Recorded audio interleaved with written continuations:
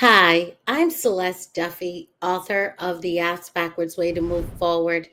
And on this channel, we discuss and analyze behavior because we know that people who make hard choices live soft lives. So I came across this on the internet and I wanted to talk about it because it says something very interesting and something that people are talking about on the internet, in the manosphere and just and beyond. And that is Tracy Ellis Ross. Now, we know and we love Tracy Ellis Ross. We know her from Blackish and Girlfriends and some other things. She's done some great funny roles, and she's been involved in some very good shows and projects.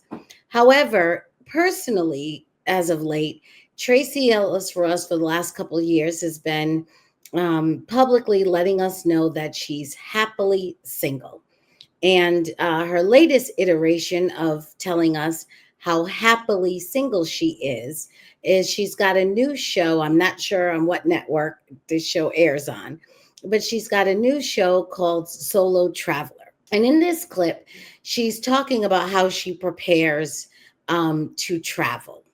And so we'll take a look at it. But I do want to say what we're looking out for here is that happily single, and there are many women who are single and who are happy. I am not of the belief that all women are walking around miserable and forlorn, who are not currently or in some type of romantic relationship with a man. I think that's in period's life. You could be a widow, you could be too young, you could be just at a stage in your life where you're not in a relationship with a man, and that does not mean that you are unhappy and depressed and miserable. I don't believe that.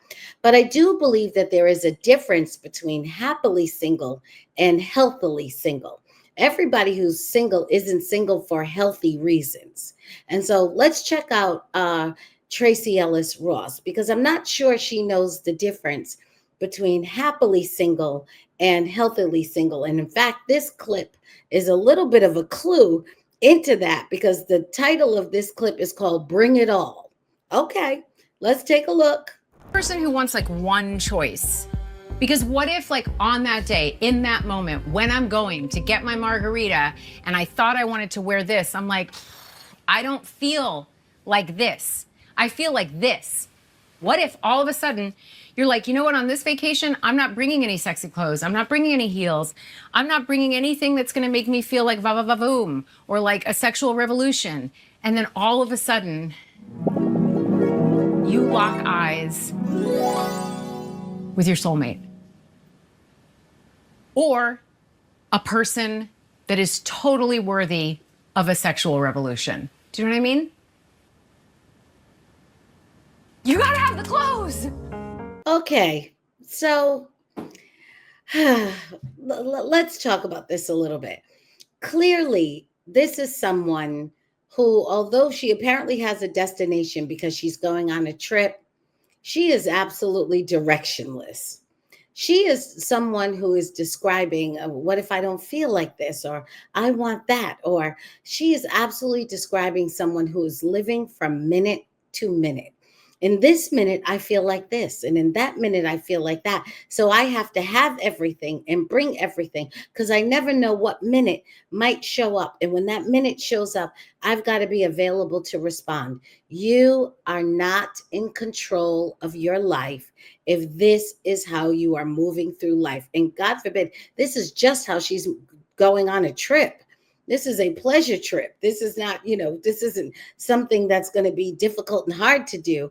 And you still can't make a plan, determine a direction, and then all of a sudden, whatever you're doing, you have to be available. Because if you lock eyes with someone who can make you want to have a sexual revolution, now you'll need a whole different set of wardrobe and accessories so that you can meet that moment.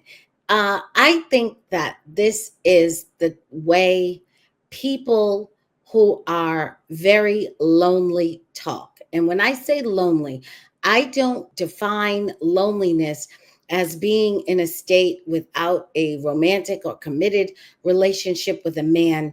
Loneliness to me is somebody who is living outside of their purpose. They wake up in the morning and they're not exactly sure what is demanded of them. And the reason I suspect why they don't know what is demanding of them is because they don't understand that they have a creator, and that creator has a demand and a design for their life. And so they're living life in complete absence and in complete distance from their own creation, which means they're living life far away from their purpose. And this is what it looks like when you're living life far away from your purpose. You have no end destination, you have no end goal.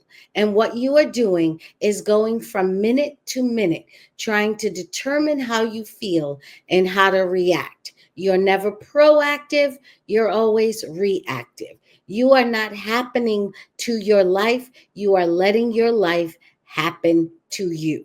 And in this case, she is letting this trip happen to her. She has not said, this is the trip I'm going on, and here's what I'd like to accomplish in that trip. I'd like to see this. I'd like to go here. I want to tour this. I want to lay down 8 days. I want to sleep until 7 a.m. because I'm working really hard. From what we can see, at least from this clip, she has no particular goals, just to be. And then when something happens, to react.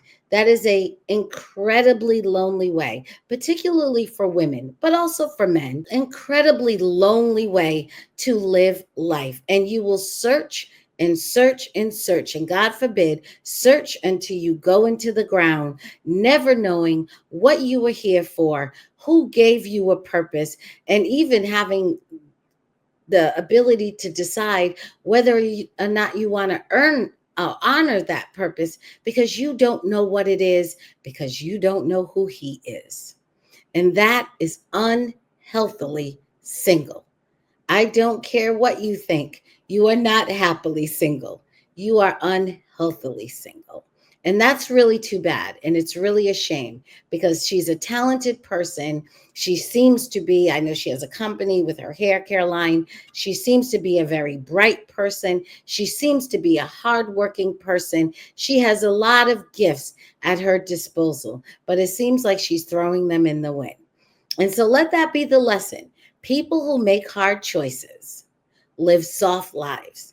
And as glamorous as her life might be, it doesn't seem like it's quite a soft life. We'll keep checking in on Tracy Ellis Ross, and we'll look at this series. And maybe I'm wrong. You know, if you've seen more of the episodes, or if you have an opinion, go into the comments and let me know. I'm not married to this idea, but from what I'm seeing, and I've seen some other interviews of her, and this portrayal of how happily single she is, I don't get the sense that she's very healthily single. But I'm going to keep watching, and we'll watch together, and we'll see what we can come up with at the end. And like I said, if I'm wrong, I'll say it. But maybe I am. But at the moment, she is not giving me healthily single vibes at all. Well, thank you.